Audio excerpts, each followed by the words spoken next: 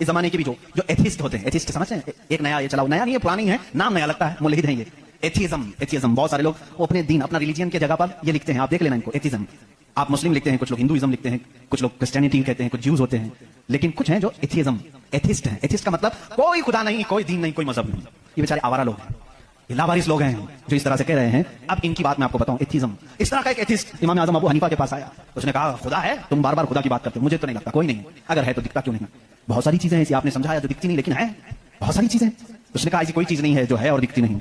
आपने उसको एक तमाचा लगाया, ढेला उठा करके मार दिया। उसने कहा मैं सवाल किया, तुमने मार दिया। कहा क्या हुआ? मारा? कहा दर्द हो रहा है। कहाँ है दर्द? हो रहा है, दिखता नहीं है लेकिन एहसास है। बहुत सारी चीजें ऐसी हैं जो दिखती नहीं है लेकिन है, उनका वजूद है। बहरहाल आपने उसको जवाब क्या दिया? कहा सुनो, मेरे साथ आज एक बड़ा अजीब वाक़या पेश आया।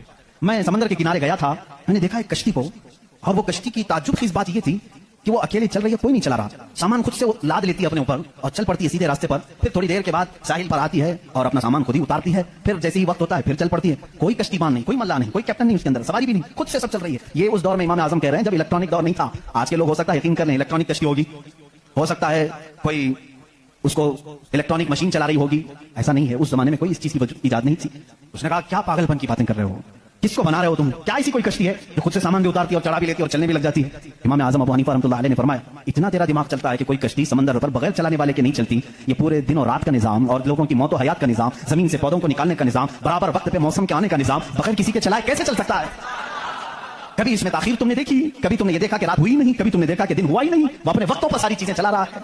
अज़ीज़ान गिरामी, इन तमाम चीजों में एक निशानी है उसके वजूद की। इसीलिए अल्लाह रब्बुल इज्जत ने सूरह इखलास में फरमाया, कुल हुवल्लाहु अहद, ऐ महबूब आप फरमाते वो अल्लाह एक है। अब एक होने की निशानियां भी बहुत हैं।